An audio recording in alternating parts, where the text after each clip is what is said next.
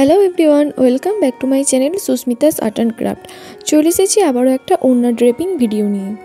Long শ্রাগ স্টাইলে কিভাবে ওড়না ড্রেপিং করে ওয়্যার করবেন, ভিডিওটি এন্ড পর্যন্ত দেখতে থাকুন।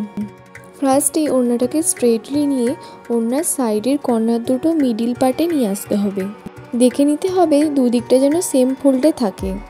দেন কর্নার পার্টটা পেছনের পার্টের সঙ্গে একটা সেফটি পিনের সাহায্যে স্টিচ করে দিতে হবে। এই পার্টটা স্টিচ করা হয়ে গেলে বোথ পার্টও সেমভাবে স্টিচ করে দিতে হবে। দিলেই হয়ে গেল লং শ্রাগ। শপে না গিয়ে কোনো টাকা খরচ না করেই মাত্র দুটো সেফটি পিনের সাহায্যে আপনারা এরকম লং শ্রাগ বানিয়ে নিতে পারেন।